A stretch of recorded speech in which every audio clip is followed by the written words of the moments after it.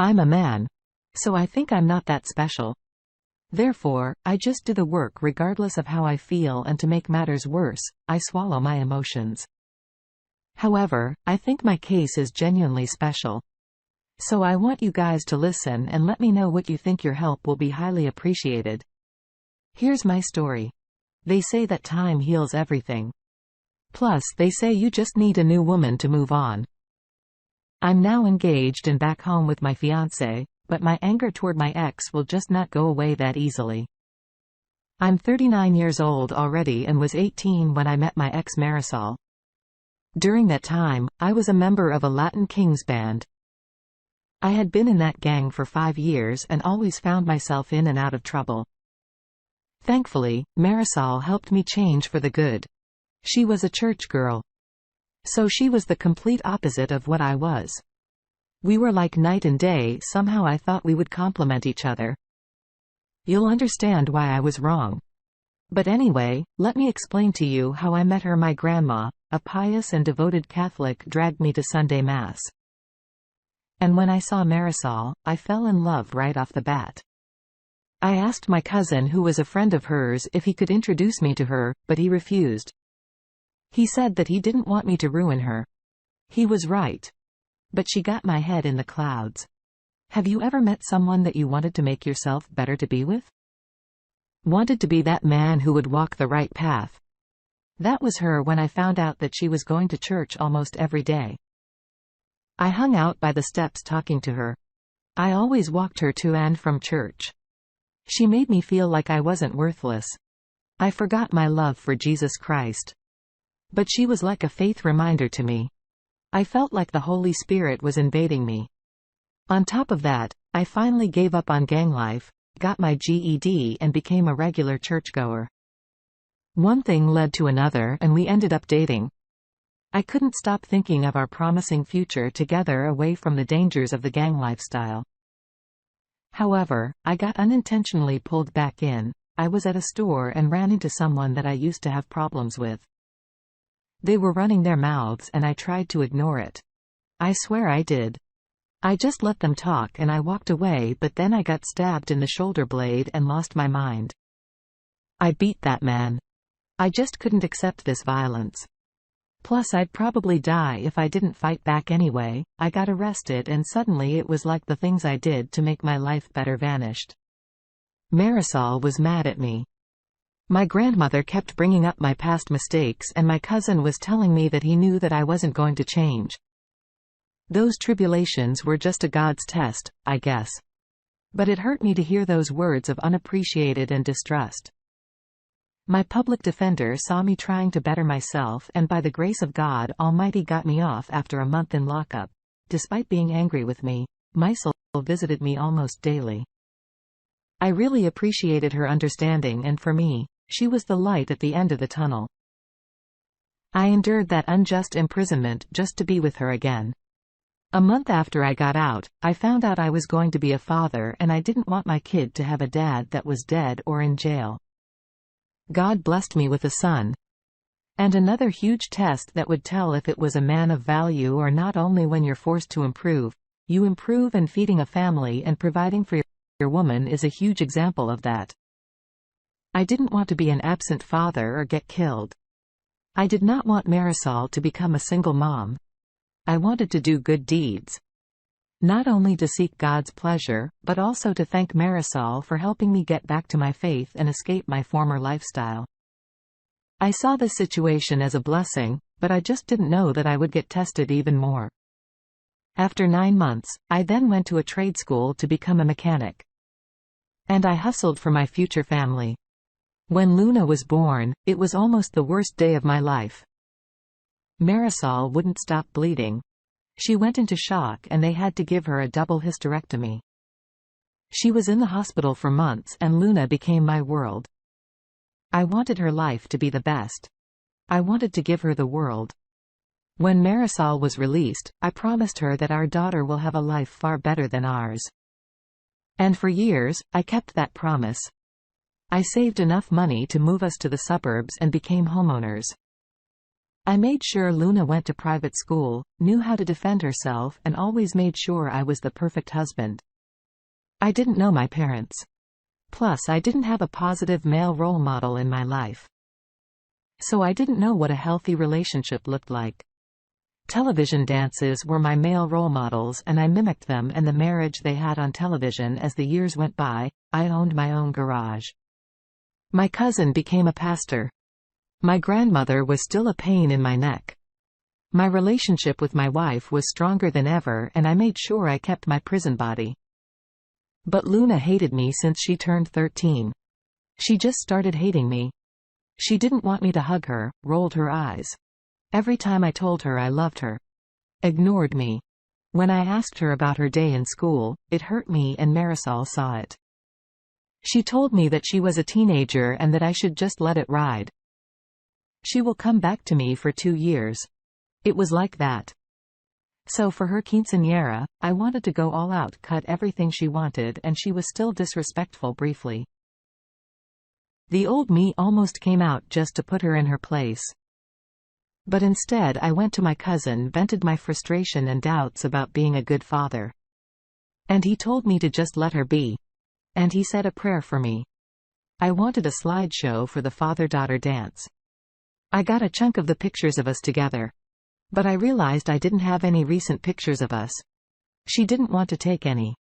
The last time I had pictures of her and me smiling with me was on her 13th birthday, and those were on my daughter's broken tablet.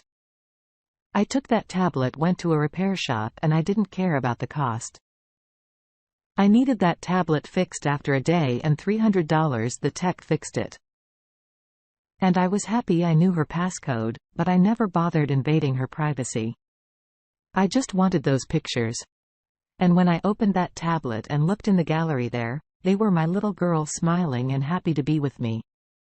I felt great. Then the instant messages appeared. It was my daughter talking to my wife. It was a long banter that she didn't want me to dance with her, and it did hurt. But as my wife said, she's being a teenager. Then she said something that destroyed me. She asked why she had to do the father-daughter dance with me since I'm not her father. I felt my heart stop, got dizzy, my mouth dried up, and I needed to sit down. My wife responded that I raised her. I loved her, and that makes me her father. But Luna responded by saying that my cousin is her father and she can't wait for her to turn 18.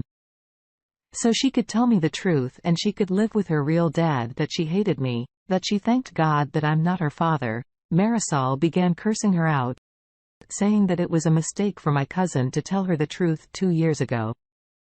And the more they talked, the angrier I got. My wife lied to me for 15 years. My cousin, whom I confined my issues about Luna and my fears about being a bad father, not only slept with my wife but had me raise his child. I wanted to hurt them. I felt a mixture of anger, sorrow, and grief. I wanted to scream, cry, and die at the same time, if that makes any sense. Not only did I believe that my wife was faithful, the very guy who was supporting me during my tough times, my cousin, was the kid's father. That's a double betrayal. But you know what? Revenge is a dish best served cold. It was about time to give these traitors a taste of their own medicine. I went to a dark place so I wouldn't do anything stupid. I told Marissa that I needed to focus on work so I could pay for that. And instead I drove to Manhattan and saw my old public defender, who wasn't a low-level attorney anymore.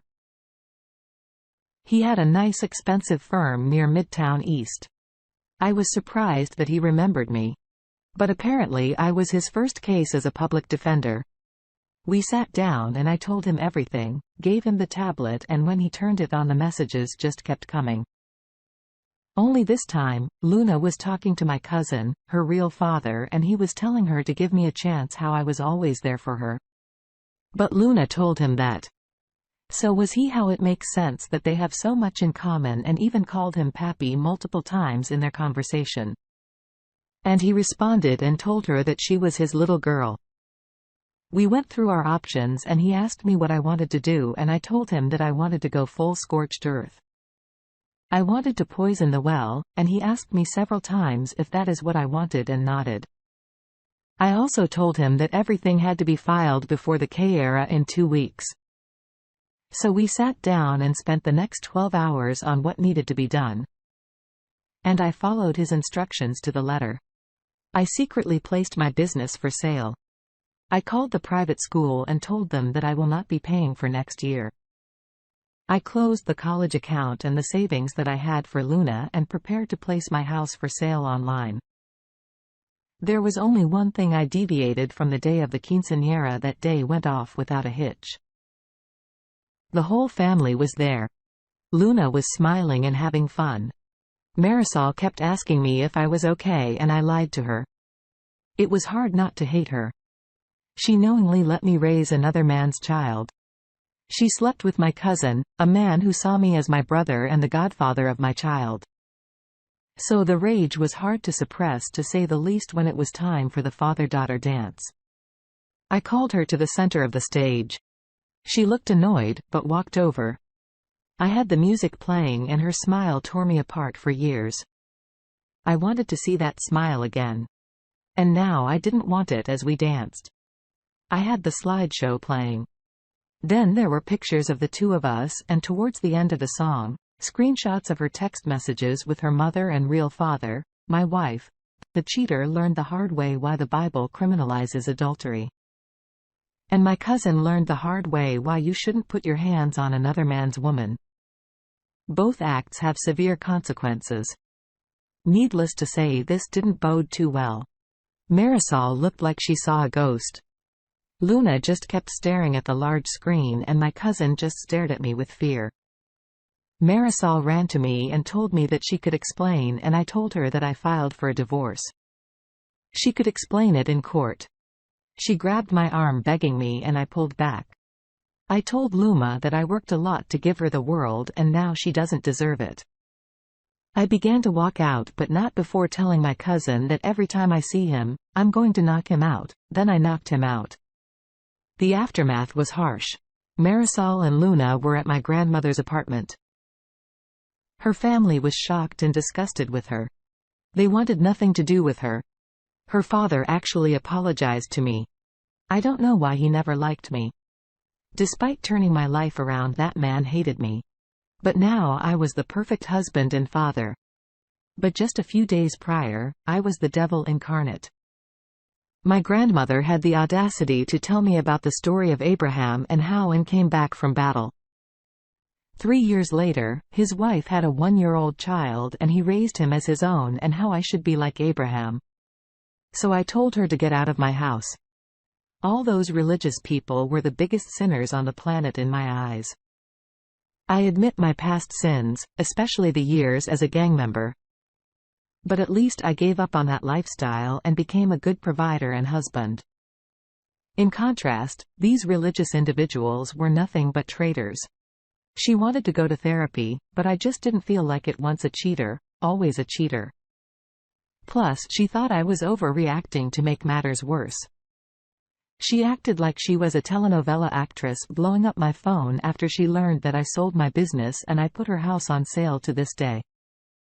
I don't know what hurts the most, being lied to by a woman who you thought was the love of your life, or having a child whose life you tried to improve and give the world just toss you aside like trash. Fortunately, I didn't need to pay any child support and the female judge was absolutely fair.